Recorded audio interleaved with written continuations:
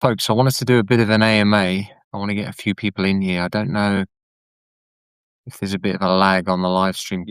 Niall, can you just confirm if you can hear me or not, please, bud? Darren, good to see you. How you guys keeping? The lighting in here is not very good. Folks, can you just confirm if you can hear me?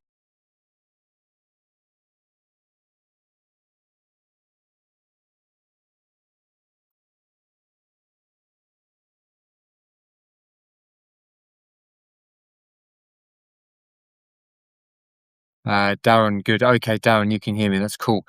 Guys, what I want to do is get back onto these live streams on Substack. Because they've improved the features on here, which is pretty cool. So I can do it from a desktop. But just let me know. Just doubly confirm. It looks like Darren's saying he can.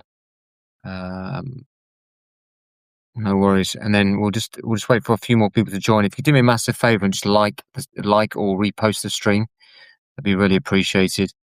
I know a few people probably weren't anticipating me going live. Karis Pavley in the house. How are you, Kaz?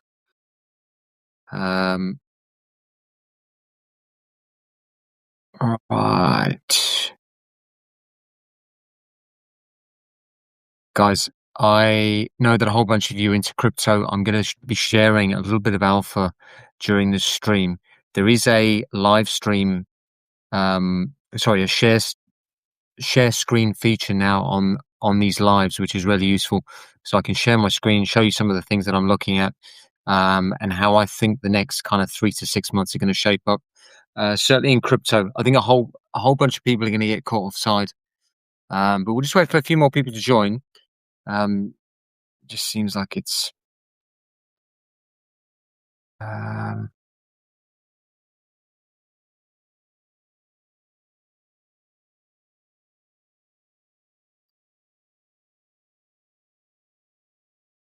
okay. Mike, good to see you. How are you, my friend? I am live on Substack. How is everyone doing? Come over and join. Mike. Okay.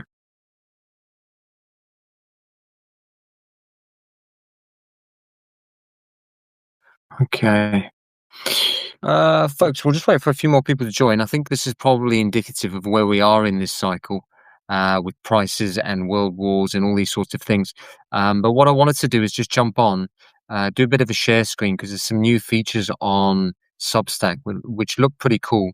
It allows me to share my screen so I can sort of talk you through some of the things that we look at. I know I've shared it in blogs before, but the ISM is a really big one that people should use when investing in crypto. And I think there's a lot of anecdotal evidence just to show that the new Fed chair is probably going to lower rates. That will be really interesting. The midterms are in November. So this year, I think is shaping up to be really positive, notwithstanding the fact that obviously oil prices are going through the ceiling at the moment because of World War III on our doorstep. So it's a bit of a mixed bag, but I think it's going to be a real good period for a lot of people. Leaning into the blue chip stuff like the Bitcoins, the Ethereums, Solana, Sui, Doge, XRP, which I'll show on a screen at the moment, and we'll look at the price performance. But then not getting caught in the middle. There's too many people pot committed in the middle into some of these smaller, less liquid altcoins, which have they might be good technologies, but the problem is that there's too many tokens in circulation for any of those to break out. So my view is playing either side of the barbell, leaning into the blue chip crypto tokens, but then also into the NFT stuff. NFTs are going to be a big thing for a lot of people if they can get it right. Obviously, I've been researching the space for 5 years now. I'm now interviewing all of the founders. I've interviewed all of the NFT historians, NFT archaeologists, people who are founders of historical projects, so understand the space inside out. And those are the types of projects that just outpace everything. So they're really good things to get involved in. that I'll just try and I just really appreciate whoever's liking the stream. It means a lot because I think it shares it to more people if you like the stream. Um, so yeah, first time I'm doing it on desktop. There's no lag or anything. Is the sound all right? Or just I don't know. Just let me know in the comments. It'd be really appreciated. And even if there's just five of us in here, that's fine because I'm going to share some serious alpha. Uh, we'll have a look at the price charts. In fact, let's just go straight to a share screen. Uh, Baptoshi, good to see you, my friend. How's things? Hope you guys are keeping well. So there's a few people that we're going to migrate over from TikTok because obviously I'm doing the TikTok lives, which is pretty cool. So there's a few people um who are now on Substack over from TikTok. So I think that's going to be a thing. But what I want to do is really kind of drill down into the meat and potatoes of what people can do this cycle, because I think a lot of people are going to get caught off guard. It's no secret that I've had a whole bunch of people unsubscribe, which is completely fine.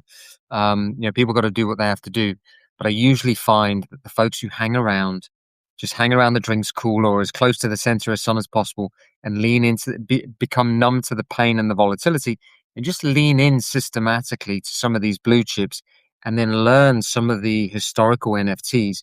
They will outperform everyone. You will outperform everyone. But the problem is that people come back into the space when the price goes up, and then you're kind of chasing the train out the station. So I'm just going to do a quick share screen. We'll just have a look at some of, um, some of the assets. Hold on 2 seconds. Let's try this. Okay, share. Right. This share screen thing is absolutely superb. So these are obviously a mix of some of the top assets. So we've got SUI, Ethereum, XRP, Sol, and Bitcoin. Obviously, this is Bitcoin at the top. You can see with all of these that they're just correlated with Bitcoin. You can see how they mirror Bitcoin. So if Bitcoin has moved to the upside, all of these alts have a move to the upside, and when Bitcoin drops down, um, uh, obviously these smaller, less liquid alts drop as well. So they just mirror each other. They're not. It's not anything that people need to overthink. Obviously, if Bitcoin drops by 50%, um, if Bitcoin drops by 50%, the smaller, less liquid alts like SUI will drop by 60 or 70%. And that is just a function of how these things work. There was a whole bunch of people when I was writing about SUI, probably close to 2 years ago, a whole bunch of people said to me, I wish I'd got in earlier. And now's the opportunity. And the beauty with SUI is that when Bitcoin goes up, it's correlated with Bitcoin. But because it's smaller and less liquid, it rises by a higher percentage. So the only question that people need to ask themselves, especially if you stick with these blue chips, the only question that people really need to ask is Bitcoin going to go up in price? And then what you're then looking at is financial conditions. Like, do you think financial conditions are going to improve?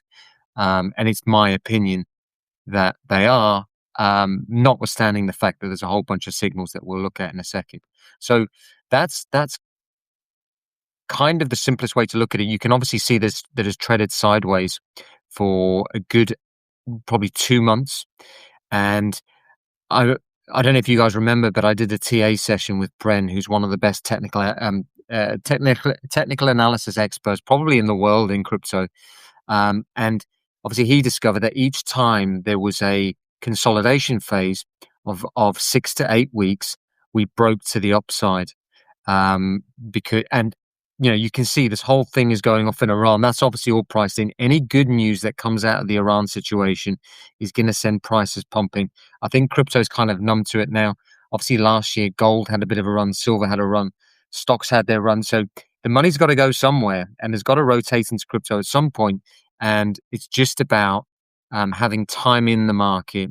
But I'm very comfortable still with SUI as a low float bet for this cycle.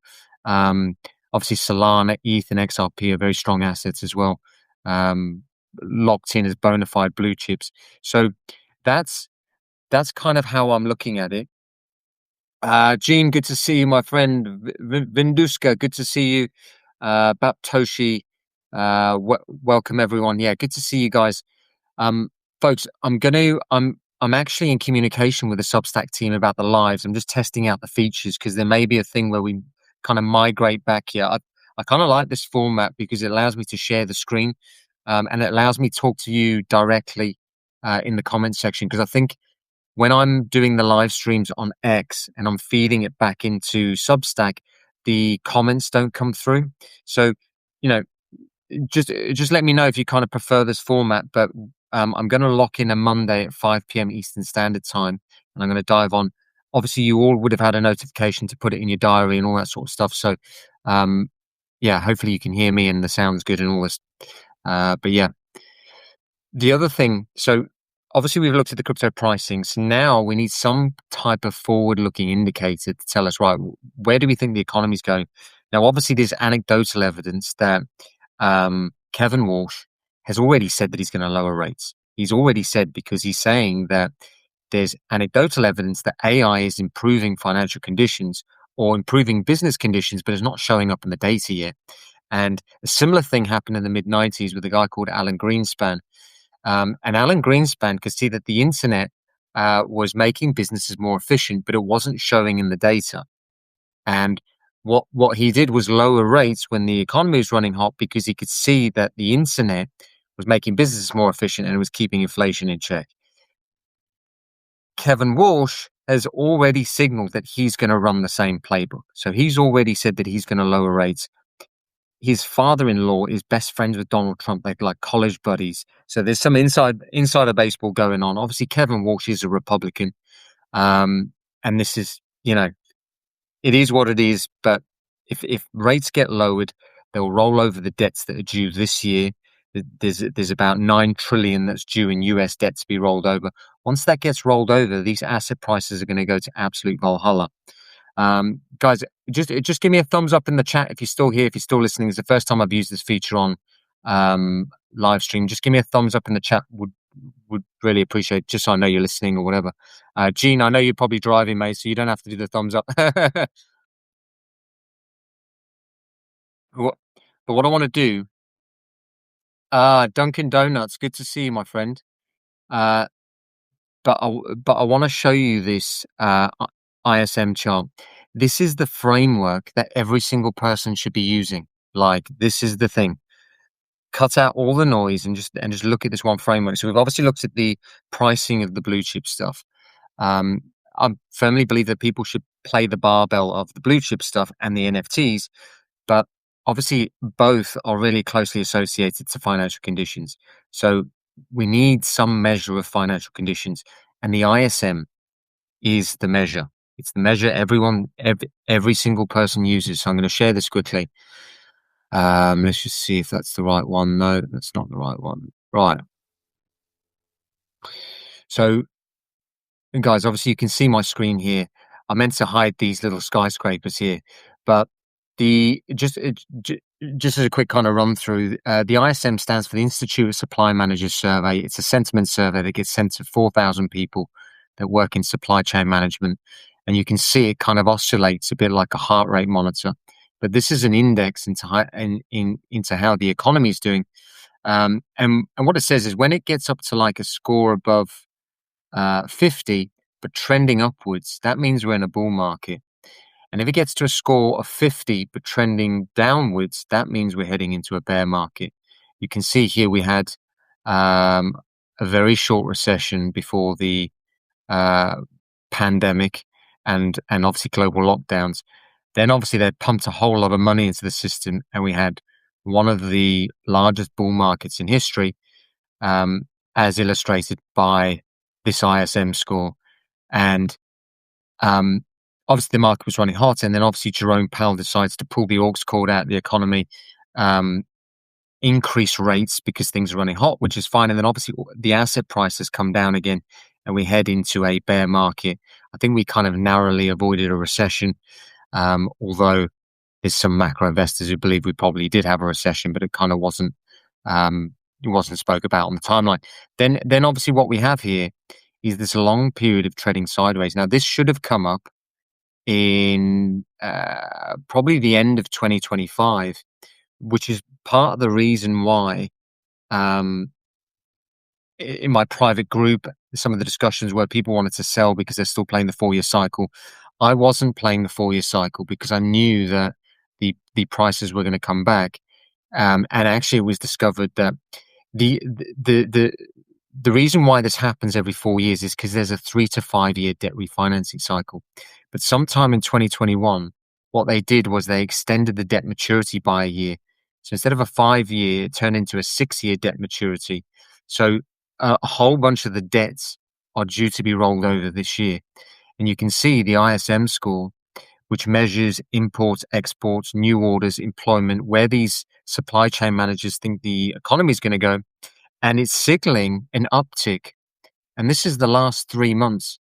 It's gone up the last 3 months, and it's up above 50. And a score above 50 signals that, and trending upwards signals that we are going into a bull market. I know it's hard for people to believe when you've got all this fear mongering on the timeline with obviously the oil prices, which seemingly does not impact the US as much, although I'm hearing stories of like oil prices going up. So this is the framework that people should use. But this is giving you a head start. This is giving you a head start ahead of basically everyone else in crypto who's still paying the 4-year cycle. And what this is saying is that very soon things are going to turn positive.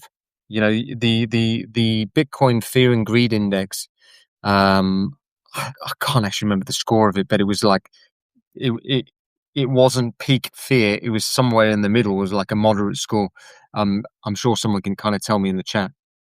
But those are those are the kind of frameworks. Steve, good to see you, my friend. Morapos, long time no speak. Um, but those are the kind of frameworks that people should be using. Um, Pricing is consolidated. Forward-looking indicators are positive. It's likely that the rates are going to come down. Midterms in November, so there's political pressure from all ends. And if Trump, who has, I don't talk about politics or anything, but where it impacts pricing, it's important to talk about. He has 50% of his voter base who hold crypto. So he has to win the midterms and these things have to go up. Now it becomes right. I'm seeing a clear behavior of people who are um, just pop committed to smaller. Dale, anytime, my man. Hope you're keeping well, bud. Um, I'm just seeing a clear behavior from people who are pop committed to smaller, less liquid altcoins in the middle. And when I search them, David, good to see you, my friend. Um, when I, because I'm doing the live streams and people asking me questions and these sorts of things, actually it's over on TikTok, but I'm going to do more of it on here. And then I look the tokens up and it's like 2000 in market cap, or it's 150 or 200, and the price is down to the right. And when Bitcoin recovers, it's not correlated with Bitcoin, which probably suggests that it's not going to get the attention flows on it. And there's not a big enough network of users for it to drive the price up. So it's dead. But the mistake that people make is they get stuck in an echo chamber. They maybe work somewhere or they've got buddies at the bar that saying this thing is good. And then they read a couple of articles about the founder or the technology. And then what inevitably happens, they get caught in this echo chamber and then you pop committed. So just stick with the blue chips because they're correlated with Bitcoin. Stick with the blue chip stuff. And then if you are going to go to the right side of the curve, it's NFTs. David Chidgey's in the house. He's a big NFT man. Jean's in the house, big NFT man. Karis is in the house, big NFT girl. I don't know if anyone else holds NFTs, but we've got quite a good collector base of NFT people in here. And once you buy that first NFT, you kind of understand it. And I always say to folks, just have a practice go on something, but stay those sides of the curve and don't get stuck in the middle. Now, if you work somewhere and you have a buddy at work or a buddy at the bar and you want to be a part of the conversation, then yes, dip your toe in the water. Like, okay, you want to be part of the conversation because you want to talk about this thing that's going up or down. They basically got no chance of doing anything. Even if the technology is amazing, it doesn't correlate it to being a good investment because this is about the eyeballs on the asset, which is going to lead to buying flows. The reason why these assets on the left-hand side are going to do well is because the nominal figure of some of them is low, and also they're at the top echelon of market cap. So when people go to CoinMarketCap, Kraken, Crypto.com, Coinbase, they just look at it and go, retail investors look at it and go, oh, that's cheap, or I recognize that one, so they buy it. And that's how the attention leads to buying flows. But some of these smaller cap tokens that people are dipping into because they've heard someone speak about it, that is not going to work. Now, have fun with it, because crypto is about having fun, but don't spend the whole bag on it.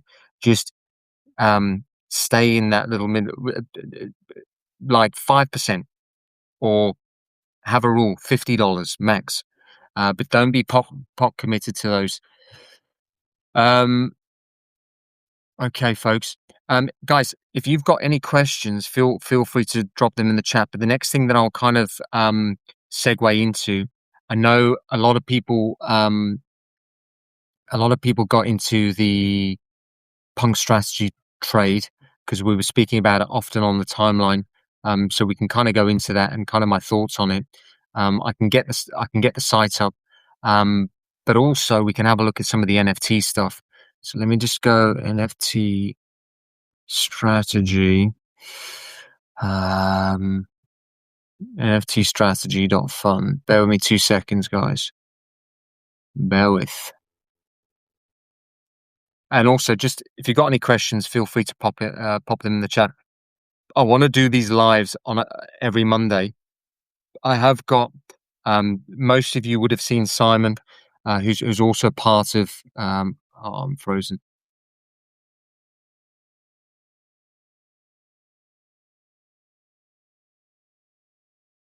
Oh no. Okay, guys, can you see me? My screen just froze momentarily. Just confirm if you can see me. Just give me a thumbs up in the chat, please.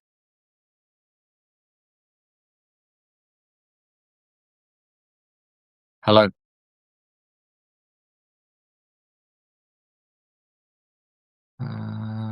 Okay, Duncan, thank you very much. David, thank you. Thanks, guys. Really appreciate it. I tried to get the NFT strategy site up there, but it wasn't particularly loading. Right. I'm gonna do a share screen in a minute. But what I'll do is I'll go over some of this stuff. Right, let's do a share screen. Okay, boom, bada, boom, boom.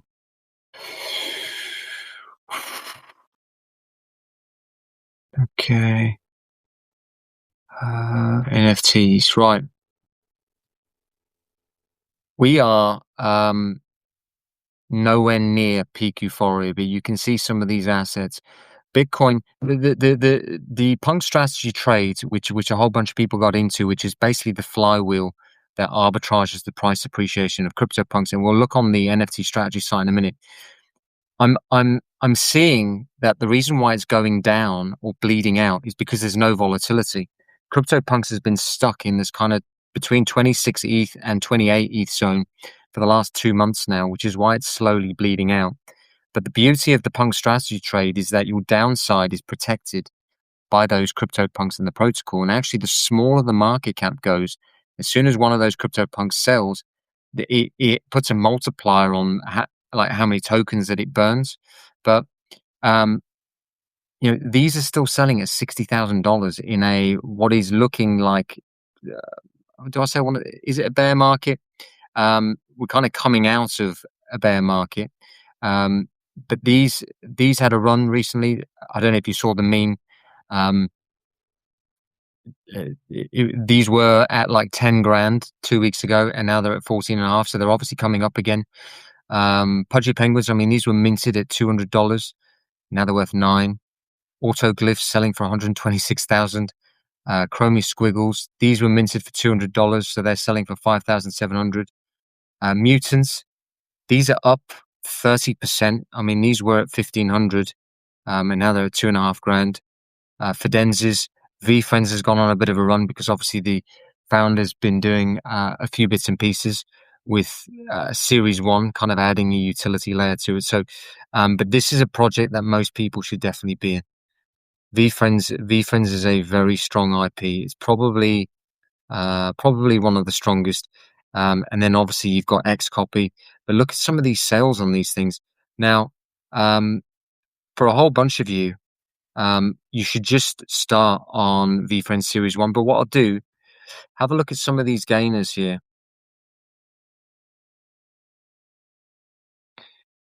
This is the type of stuff that happens in NFT land. Like some of these things you've never even heard of. Pajama Party, 798%. The Bookshop, I don't even know what this stuff is. Um, these things are up by like 80, 60, 70%, 50%, 50%. And you don't even know what half of these projects are. Um, there's so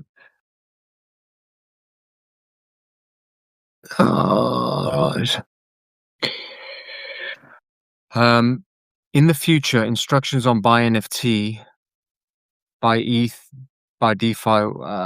Dale, I'm just reading out your question, bud. Um, in the future, instructions on buy NFT. I can't read. I think it might be a bit of a typo there, Dale. Just want to rephrase that. Then what is low cost and how to do it? BTC ADA only so far since 2022. Dale, do me a favor, bud. Just rephrase your question, or alternatively, what I can do is I can bring you up onto the live if you want to ask the question, but just rephrase it because I think what you're asking is instructions on how to buy an NFT. So the first thing I would do is go onto OpenSea. OpenSea is like the eBay of NFT, so it's OpenSea.io. And what I'd do is I'd take a practice swing on VFriends Series 2, which is a low entry project, or curio cards. So what you have there is a significant IP and a significant historical project, one being the very first art show on Ethereum, which has been auctioned off at Christie's for 1.2 million, but you can buy individual pieces of art for like $50, or VFriends, which is going to be a significant IP because you can already see the momentum building up of it. I mean, what people don't even realize is that he has a company called Vayner What, and they do Netflix shows. Like they are a media company that do Netflix shows. So what he's going to do is get these characters to be his decentralized Disney, and these are going to feature in shows. It's first going to be YouTube videos, then it's going to be Netflix, and he's building these characters out into his Disney. Now, if you own the NFT, you're owning a part of the IP, and because the NFT is a contract, any revenue that's driven from the intellectual property, you may get an economic share of it. Now, obviously, the rules historically didn't allow for that because it came under SEC rules because it was treated as a security and you couldn't give royalties and all these sorts of things. So I just need ETH, then MetaMask. Yeah. Um, just ETH, which you can fund through. I mean, to be honest, Dale, what I would do is if you've got Coinbase, I would just get Coinbase Wallet, because you can connect it with your exchange account. You don't need to worry about the backing up the seed phrase, and it just uses biometrics or your face or whatever. And then you can buy it on there. But because Coinbase Wallet has an all-encompassing app, um, you can buy the NFTs in there, and that is a good place to start. That's what I think people should be doing. Um, but then obviously have your cold storage as well. Is my thoughts.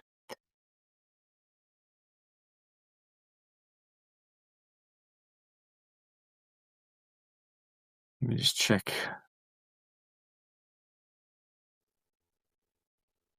Okay.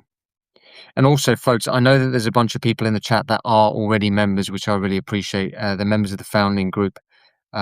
We are cranking things up a bit in there, so we're going to be doing two calls a month. One is going to be it's going to be a community highlight, so it's going to highlight one community member, and the second one's going to be a bit of a presentation, more in depth on some of the numbers, some of the individual projects to get into. Long believe that X copy, Beeple, with some really good plays there. And there's also some other NFT projects that are cooking at the moment that people should really be looking at. Yes, so I just need Ether, MetaMask. Dale, thanks. Yeah, Dale, let me know how you get on, bud.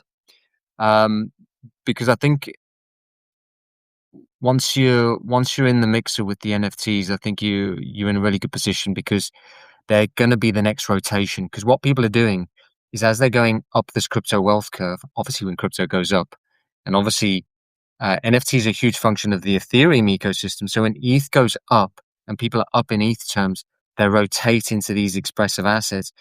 Then the skill becomes, right, can you pick the right ones? And I'm fucking giving you the answers here, guys. Like I'm giving you the cheat code.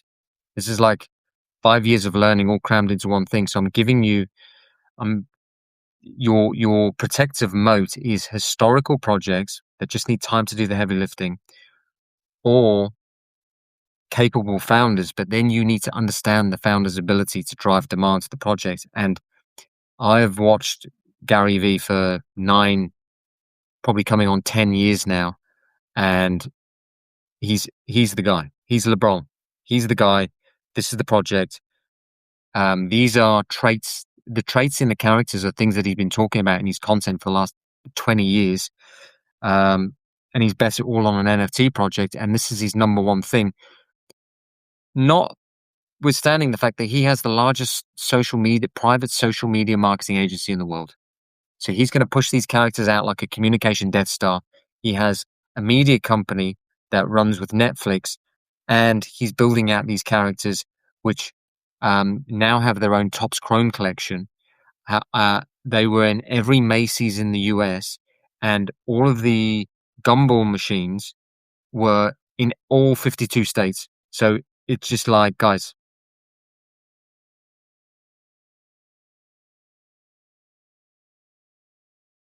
Um, so I hope that helps. Right, just bear me 2 seconds. Uh,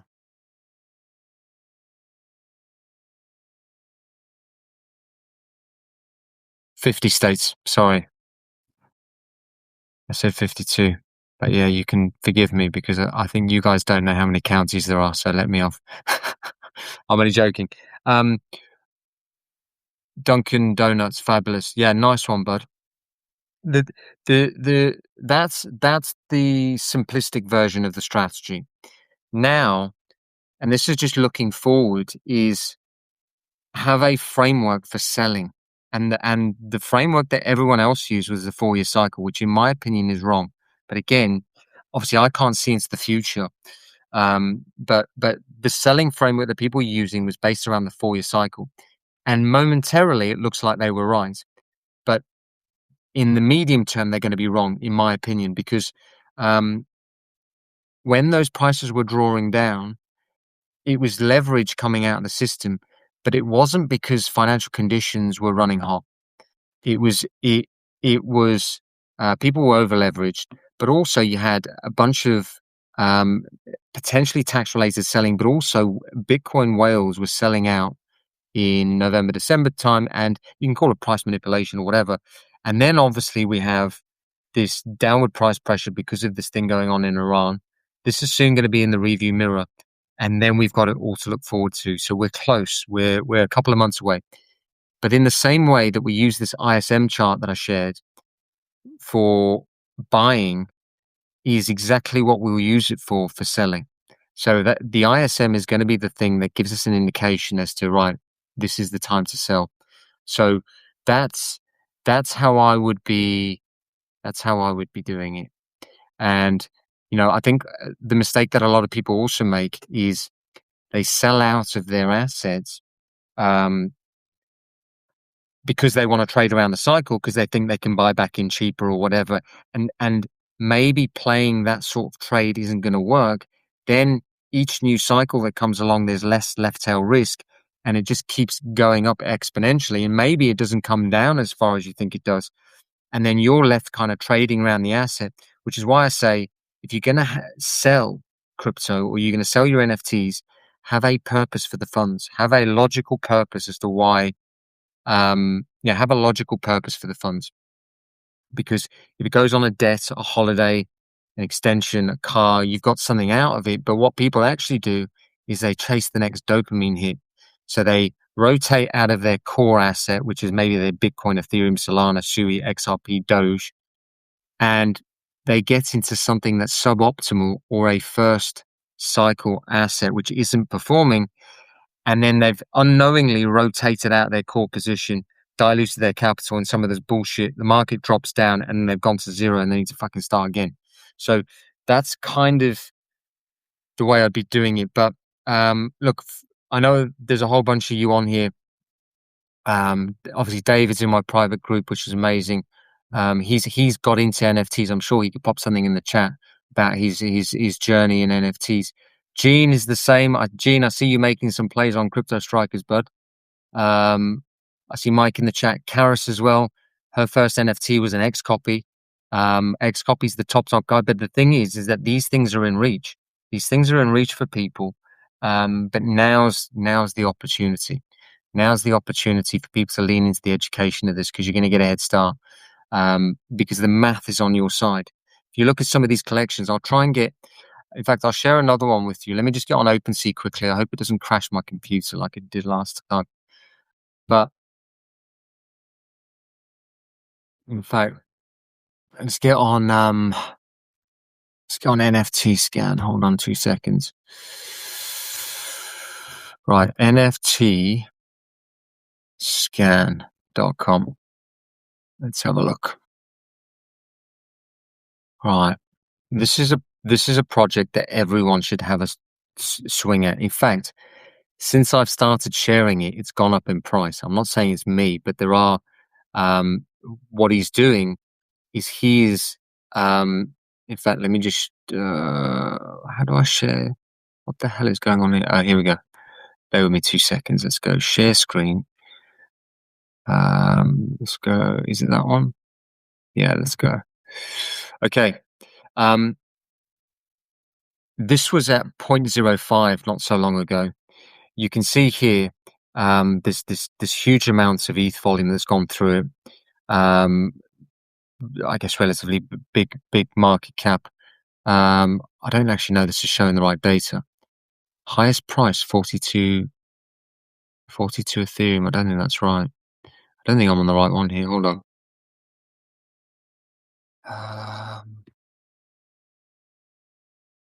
Guys, just bear me 2 seconds. Yeah, I'm not on the right one here. Let's just in fact, I'll get off of this. Let's get off of that. Hold on 2 seconds. Let's get on VFriend Series 2 on here. Oh, let's just get this a little bit closer. I'm just reaching a little bit. Okay, VFriend Series 2.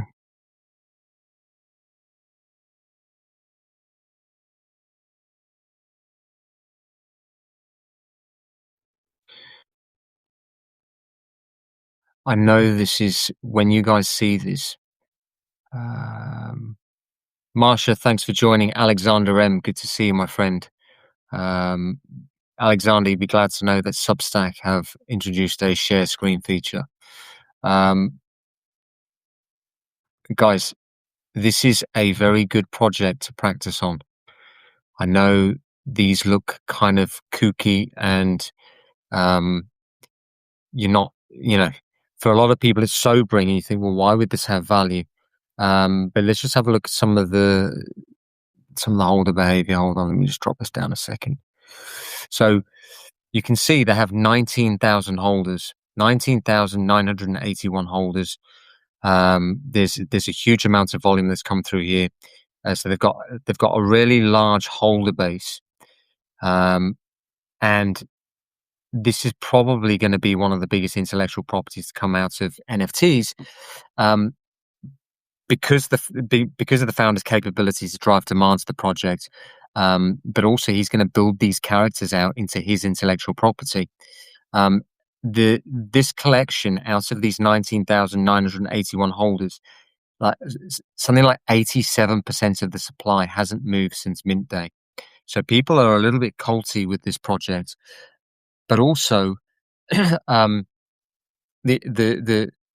founder has 65 million followers across social media, and what he's doing with his marketing at the moment is he's basically trying to onboard all of his community into this project. And I just think for a lot of people, this would be a really good one to practice on. Yeah, I think the floor price is 0.08, yeah, ze 0.087. Don't know what that translates to into dollars. Let me just change it to dollars quickly.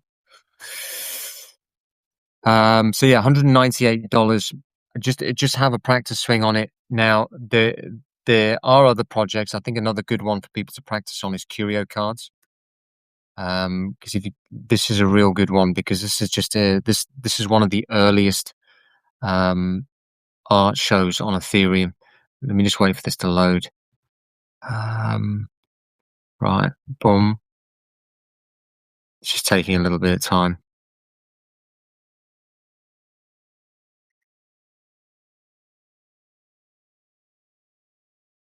Give me 2 seconds, guys. Hmm, it's not quite liking that. But I'll stop sharing it and I'll go back into it in a second.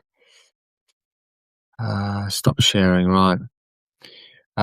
Yeah, I'll go back into that in a second. We can have a look at Curio cards. So VFriends is $198 as a practice swing. I know that's a fair bit of money, but Curio cards has a low entry, and I think there's three reasons why people should maybe lean into curio cards as an example, because firstly, you get the practice. The NFTs are going to be the thing. Every single business is going to launch an NFT project the same way they have a social media page because it organizes community and it's at a low cost. So it doesn't cost them anything and they get free marketing out of it because communities organize around the assets. So it's just going to be a no brainer. So there's going to be huge amounts of demand for particularly the earlier historical assets because there's going to be all of this supply, and people are always going to ask the question, well, where did this all start? And that it's going to lead them to always going back to, they're always going to have a reason to go back to some of these earlier historical NFT projects. So they're just like NFTs in easy mode. But I'll get the curio cards up uh, in a second. But buy your first NFT as a practice go. So then you'll get the practice. Then you've got the story of owning one of the earliest ever pieces of historical art on the blockchain. But then you also have the serendipity of it going absolutely bananas in price because it'll outpace every single token you've ever held in your entire life. So um, that's what people should be doing. Practice on curio cards. I'm just going to see if I can get up. Just my screen's just crashed. So just bear with me 2 seconds. It just seems to be quite slow. If I have a live thing up, it's slow, but I'll share it in a second. Let's have a look.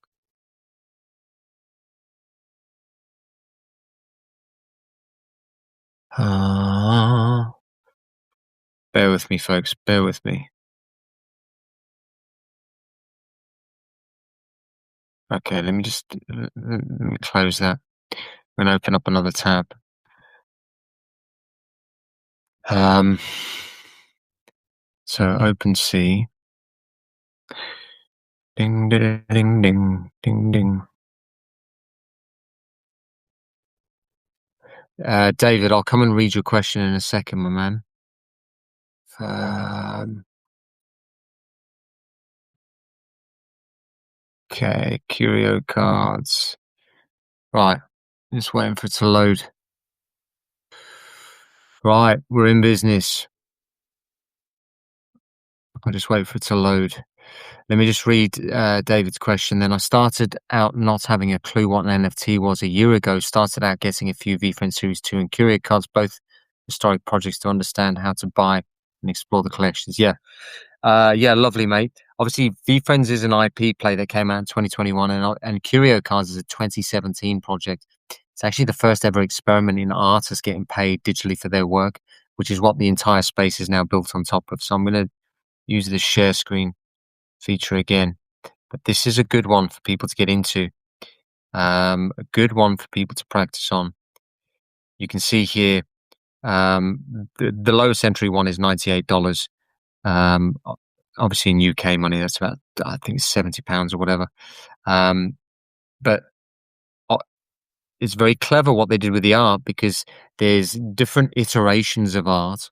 So you have the first kind of 1 to 10 curios that tell a story. So they take you through a passage in time. That being the very first NFT that sold in the collection, and actually one of the very first NFTs that sold on the Ethereum blockchain. Not the earliest, but it was one of the earliest. And obviously, it being the apple signifying Adam and Eve, and it the start of something, I think is very clever. So they put a lot of narrative into their art. And this is actually a handwritten drawing. I think this is meant to be an ant farm. Um, and then there's different types of drawings. And this is the first GIF you can see. He blinks his eye. And then there's an animation on here as well. But what people set out to do is collect the entire collection, and an entire collection of these curio cards auctioned off at Christie's for $1.2 million. And now you can pick up one piece of art for $98. The cheapest piece of art you pick up for 98. That's absolutely ludicrous. These were selling for 4, 5, 6 grand in the bull market in 2021. But a whole bunch of people haven't sold their curio cards, and they've just held on to them. Obviously, there are people selling, but a whole bunch of people haven't sold, and each new cycle, it reduces the chances of them ever selling. So they're a really good one, and obviously what you've got is the multiplier effect of ETH the asset. If ETH the asset goes up, that's just gone up today because ETH is up by 5%. So those would have been trading at like maybe $70 earlier. So they're very sensitive to the ETH price increasing. But that's a really good project to start on, folks. I'm not going to go on all night, but if anyone's got any questions, if you want to drop them into the chat, I want to make these live streams as valuable as possible for people. In the same way that when Sui first came on my radar, and I just shared it with everyone so they could get into it, is the same reason why I'm sharing these NFTs, because they are going to be the thing. But then the skill becomes, can you choose the right ones? And if you just stick to the historical stuff, especially the earliest, like I've interviewed the Curio Cards co-founder 3 times now, guys. Is it 3 times? Um, Travis Uhrig. So he's a real good guy. Robert, good to see you, my friend. So these are things to really lean into, and they're going to be a big thing. Now, obviously, if you want to really dig into the meat and potatoes of it, I know there's a few people. I know most people are members, which I really appreciate. Obviously, appreciate the support of everyone. Obviously, if you're an annual member, it unlocks a one-to-one call with me, so I can walk you through the steps of buying your first NFT if that's what you want me to, or help you with it. But if you're in the founders group, that's kind of where the alpha happens first. We jumped on the Punk Strategy trade early. There will be NFT projects that we collaborate with in the future, and you saw by some of those early top gainers that they can be a significant thing, especially if you get an allow list that's not on the secondary market. So you get in early, so you get a preferential rate, and you can sell it on the secondary market. That becomes a bit of a trading opportunity if that's what people want to do. But I'm very certain that this year is going to be very good, very good. But I am also not delusional, and I know between now and last October it hasn't been great.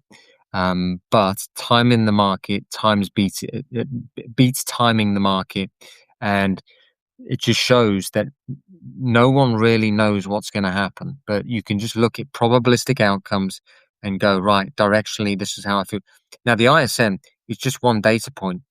That's just one data point, but it is signaling that the economy is going to get better. And if the economy is better, interest rates are going to come down, and people are going to have more money in their pockets. And if people have more money in their pockets, they'll find their way into these assets. So I think it's going to be a big thing. I think it's going to be a big thing, and um, I just want you guys to take action on it. Obviously, make it not financial advice, but make it your decision. But if you are in crypto, food for thought. That chart I shared with those blue chips on there, you got to have some allocation in them, because you're just going to miss the entire trend. Then don't get stuck in the middle. Play the barbell of, right, high-end NFT art or historical art or IP plays because they will outperform. So that's the play. That's the barbell. Then we'll use the ISM, that framework for when it comes to selling.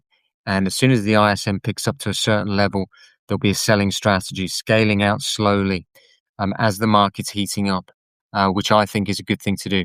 But I don't think we're there yet. And I think we've had a whole bunch of volatility. Crypto's actually shown really good strength, kind of consolidating sideways. Um, so, yeah, fantastic. Folks, has anyone, before I dive off, has anyone got any particular questions or anything that they want to ask? Dunkin' Donuts, I appreciate you coming over from TikTok and diving into this stream, my friend. And Baptoshi, obviously appreciate you diving in. Gene, Karis, Darren, Niall, David, Steve, Marsha, Alexander, Robert, obviously appreciate you guys diving in. I am actually speaking to the team at Substack about migrating the lives back here because now they've got a share screen feature, which is very useful. But it'd be good if there could be people that were talking, or I could bring someone up who could talk and just give their 2 cents. But yeah, if you got any questions, guys, just let me know. If not, I'll kind of end the stream there, and then we will. I'll send the recording out so people have it. Any more for any more?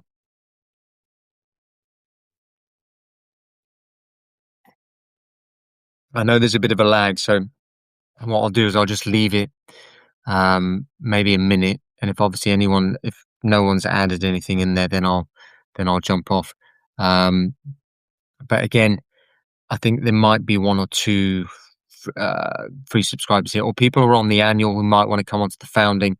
Obviously, the founding is good because we have a private daily chat. We catch up for group calls. Now it's going to be twice a month, um, which is good because obviously you keep hotter on the pulse and the echo chamber that you got around you, some really high caliber people. In fact, what I've been really impressed by is the acceleration of knowledge from people in the group who've seemingly, some of them are like overtaking me and stuff. And it's a great thing. It's a great thing to see people's knowledge accelerate.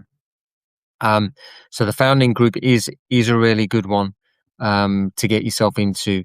It's certainly the best value. But if obviously you're on a free membership and you want to upgrade to the annual, I do chuck in a free one-to-one call so we can dive on. You can ask any questions because I know it's quite hard to do it in the chat. So yeah, all good. Has anyone got any questions? I'm hoping the screen hasn't frozen and I've just been waffling to myself for the last 5 minutes. Okay. Okay, I'm gonna look at OpenSea. I like the Beeple stuff. Duncan, yeah, have a look at yeah, if Beeple's in reach for you, but Dunkin' Donuts, do me a favor, bud. Put in Beeple X VFriends. That's his lowest entry Beeple piece of art. Articles read, thanks for joining. I was just about to dive out. I will send the recording, so just hit the subscribe button if you just dived in. I'm gonna keep doing these lives on here because I quite like them. I quite like doing them.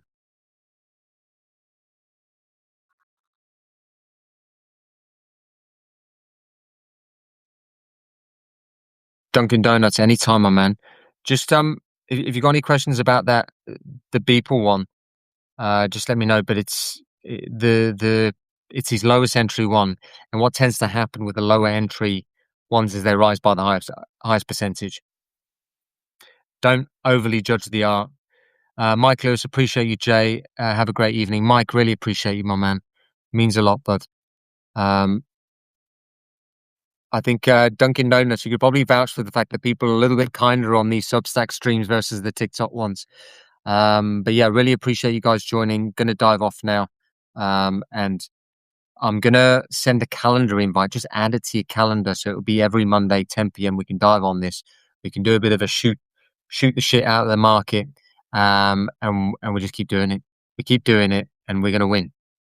I'm gonna make sure. I'm gonna take all of you with me. We're gonna fucking win, and it's gonna be great. And the short-term pain in the market is the price you pay. It is the price you pay.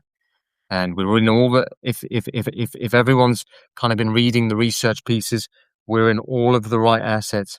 Dunkin' Donuts, TikTok is brutal. I know, mate. I know. It's a savage platform, but it's cool. It's cool. Right, guys, gonna love and leave you. I'll send the recording out. Really appreciate you diving in. Until next time, goodbye.